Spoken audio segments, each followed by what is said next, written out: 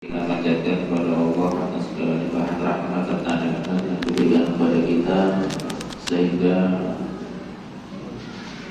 kita masih kembali bisa bersama-sama diberikan nikmat, terutama nikmat untuk berzikir kepada Allah, bersolawat kepada baginda Nabi Muhammad SAW.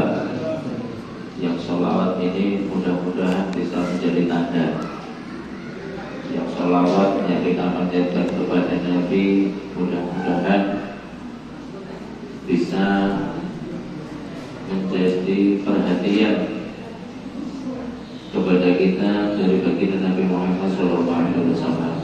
Kenapa? Karena diceritakan ada sebuah riwayat bahwasanya nanti ada orang-orang yang memanggil nama Nabi, tapi Nabi gak mau dengar, nengok pun tidak. Ada orang yang manggil Nabi, tapi Nabi gak mau dengar, nengok pun gak mau. Ketika bertemu dengan baginda Rasulullah SAW, orang tersebut menyampaikan, "Ya Rasulullah, aku adalah umatmu." Katanya, "Engkau kenal dengan seluruh umatmu," kata orang itu. Apa kata Nabi? "Saya kenal seluruh umatku," kata Nabi, "lebih kenal daripada ibumu kepadamu. Namun yang membuat aku gak kenal sama kamu, karena kamu jauh dariku ketika di dunia, yaitu dalam bersolawat kepada baginda Nabi Muhammad SAW." Banyak solawat yang banyak ya, sehari 100 kali, 1000 kali, kayak orang-orang yang masih waktu daripada ngapain gitu, baca sholawat sambil nonton TV, baca sholawat sambil baca sholatnya lah. Baik, mari kita lanjutkan tentang wasiatnya baginda Nabi Muhammad SAW. Kalau kemarin tentang orang yang bersyukur, orang yang sabar terhadap musibah, dan orang yang senantiasa meminta pengampunan atas segala kesalahan akan dimasukkan ke dalam surga oleh Allah Subhanahu wa Ta'ala, suruh pilih dari pintu yang manapun. Yang selanjutnya baginda Nabi Muhammad menyampaikan, "Ya Ali wahai Ali, la tamroha." Janganlah kamu itu bangga terhadap perbuatan yang rusak. Innallaha, sesungguhnya Allah Subhanahu wa Ta'ala itu tidaklah yuhibbul farihin, tidaklah senang terhadap kerusakan, tidaklah senang terhadap kemaksiatan. Walaika bil husni fa innallaha yuhibbu kulla hasin. Dan senantiasa kamu perhatianlah. Kenapa? Baik Allah Subhanahu Allah yang yuhibbu kulla hasin, Allah itu senang sama orang-orang yang perhatian.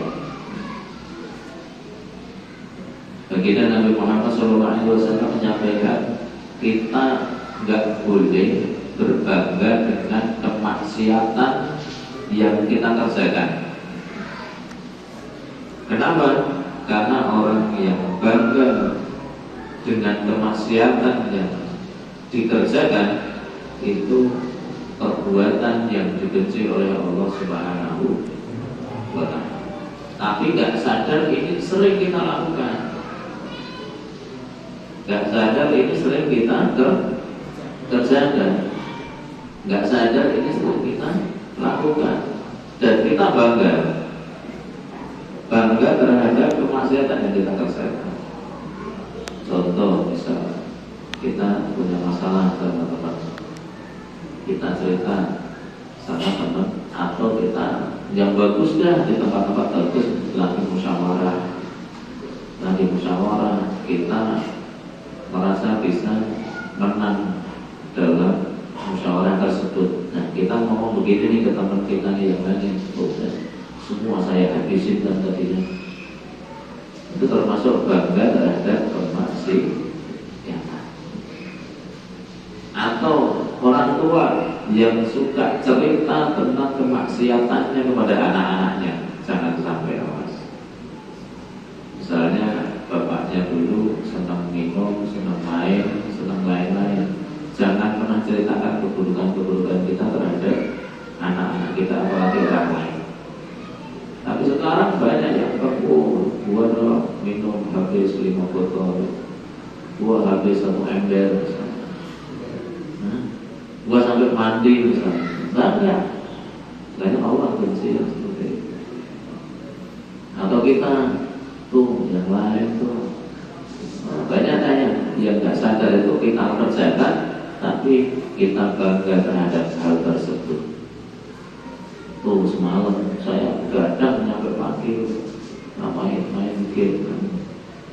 Jadi cerita-cerita seperti itu kadang kita merasa bangga, padahal nggak baik.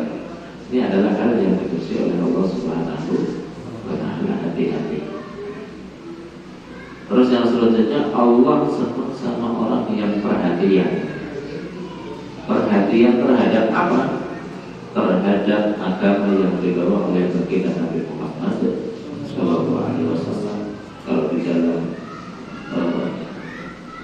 Nasihatul Diniyah yang dikarang oleh Imam Haddad, kenapa kita harus bersegera? Kenapa kita harus perhatian terhadap agama yang dibawa oleh Nabi ini? Kalau di Nasihatul Diniyah disebutkan bahwa alaihi salatu wassalam ad-dinun nasihah. Qalu liman ya Rasulullah? Qala lillah wal kitabi wal rasuli wal a'immatil muslimin wa amatihim. Rawahu Muslim. Jadi kenapa kita harus bersegera? Kenapa kita harus perhatian terhadap agama? Karena kata Nabi, agama ini merupakan nasihat. Agama ini nasihat yang datangnya dari Allah, yang Allah turunkan melalui kitab-kitabnya, yang Allah turunkan juga melalui para utusan-utusannya atau rasul-rasulnya, yang Allah turunkan juga melalui imam-imam di antara kita yang membawa agama ini. Artinya orang ketika kita ingin dicintai oleh Allah Subhanahu wa Ta'ala, perhatianlah terhadap sumber-sumber yang tadi disebutkan tadi. Orang yang perhatian terhadap agama, baik melalui Quran sebagai firman Allah, baik melalui hadis-hadis sebagai ucapan-ucapan Nabi, ataupun melalui imam-imam kita, pemimpin-pemimpin kita, pemuka-pemuka agama kita, orang-orang tersebut akan menjadi orang-orang yang dicintai oleh Allah. Kenapa?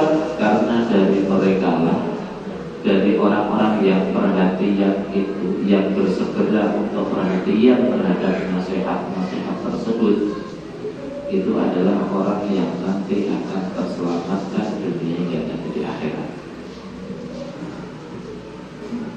Jadi Allah senang sama orang yang perhatian sama agama. Allah senang sama orang yang perhatian terhadap nasihat-nasihat. Tapi yang terjadi sekarang apa? Datang ke kiai, datang ke ustaz, datang ke habaib, bukan minta nasihat, tapi untuk nyuruh. Ustaz tolong dong, besok di rumah tempat saya. Males nanti lama-lama saya kalau bukan jamaah yang kasih malam Rebu, jangan undang saya. Beneran. Kenapa? Karena saya pribadi pengen kita ini nanti ilmu ini seperti yang saya bilang, ma'ilana ladina amanikum waladina atum ilman darusah. Biar kita nanti bareng-bareng selamat dari ilmu-ilmu yang kita dapat. Biar kita nanti bareng-bareng selamat karena kita duduk dalam satu majelis sebagai bentuk perhatian kita membahas ilmu-ilmu yang disampaikan oleh Nabi Muhammad Sallallahu Alaihi Wasallam. Tuh, saya pengennya begitu. Karena nanti lama-lama saya tidak harus diundang riuhan kecuali memang benar-benar jamaah. Dan tahu nih, sebulan lagi atau 2 bulan lagi datang, tergantung hati ya. Kenapa? Biar pada belajar, ayo belajar, ayo belajar, ayo belajar. Duduk tinggi kan, duduk di dalam masjid, Masya Allah. Itu yang akan banyak datangkan pengampunan. Walaupun sambil tiduran, walaupun kita sambil bercandaan. Indahnya di dalam sebuah majelis itu seperti itu. Maka bersegera perhatian terhadap nasihat-nasihat agama, dan nasihat-nasihat tersebut tentunya yang pegang dari para ulama. Kalau kita saat yang bisa menerangkan Quran, yang bisa menerangkan tentang hadis-hadisnya Nabi, yang bisa menerangkan tentang kejadian-kejadian alam, yaitu mereka orang-orang yang memang fakih atau paham terhadap ilmu-ilmu yang diturunkan oleh Allah ke muka bumi ini. Kalau kita nongkrongnya sama ustaz, nongkrongnya sama kiai, ngopinya sama habib, insya Allah kita akan dapat nasihat, insya Allah kita akan dapat ilmu, insya Allah akan membawa diri kita kepada kebaikan. Makanya perhatianlah terhadap nasihat, perhatianlah terhadap agama, perhatianlah terhadap sering duduklah bersama orang-orang yang bisa mengajak kita, menuntut kita menuju ridhonya Allah Subhanahu wa Ta'ala. Ya, itu saja satu hadis, mudah-mudahan kita bisa mengalir kalau saya banyak. Alhamdulillah kita masuk bulan Rajab ini syahri kata Allah, bulanku kata Allah, bulan untuk membersihkan diri kita, bulan di mana Allah banyak turunkan pengampunan dan rahmat. Ketika ingin mendapatkan keberkahan bulan Ramadan, mulai raih rahmat Allah dari bulan ini. Ketika mulai perbuatan tidak bisa, minimal lisan kita berdoa, Rabbil firli warhamni wa tub alayya, Rabbil firli warhamni wa tub alayya, ya Allah ampuni saya, ya Allah ampuni saya, warhamni ya Allah rahmati saya, wa tub alayya, dan terima taubat saya. Sehingga ketika kita masuk bulan Sya'ban, kita tinggal membersihin hati, ya. Jiwa kita saat kita bersihkan, raga kita bersihkan. Bulan yang istimewa ini, yang puasa gak usah olok-olok, yang puasa, yang gak puasa ya belajar membersihin hati. Yang bodoh dulu gak puasa Rajab sih, jadi kalau bahaya gak ada dibersihkan itu dulu ya.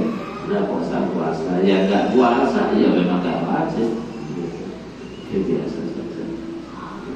Baca Allah membarik lana fi syahri Rajab wa syahri Sya'ban wa balighna Ramadan. Allahumma barik lana fi syahri Rajab wa syahri Sya'ban wa balighna Ramadan. Allahumma barik lana fi syahri Rajab wa syahri Sya'ban wa balighna Ramadan. Biar kita dapat berkahnya bulan Rajab, berkahnya bulan Sya'ban, dan dipertemukan dengan bulan Ramadan. Kalau udah Ramadan lah senang ya, bukan senang puasanya, senang mau dapat THR. Senangnya di situ tahu saya. Ya, mudah-mudahan sedikit ini ada manfaatnya, mengingatkan kembali. Insya Allah tanggal 4 kita akan memperingati Maulid dan juga Isra dan Mi'raj Nabi Muhammad SAW. Mudah-mudahan kita menjadi orang yang dilihat oleh Nabi, karena sering mengadakan acara-acara yang di situ dibacakan sholawat dan riwayat atas Nabi Muhammad Sallallahu Alaihi Wasallam. Allahu ma'akutuhu ana wa nabiyina min qabli. La ilaha illallah.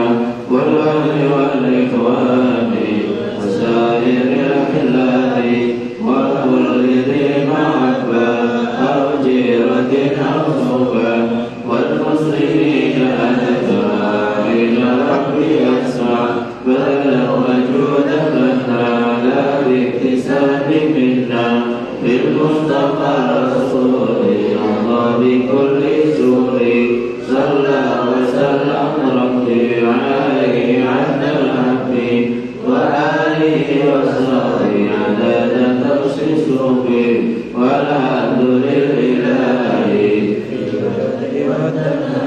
صلى الله عليه وسلم محمد وعلى آله وصحبه وسلم والحمد لله رب العالمين. Assalamualaikum warahmatullahi wabarakatuh.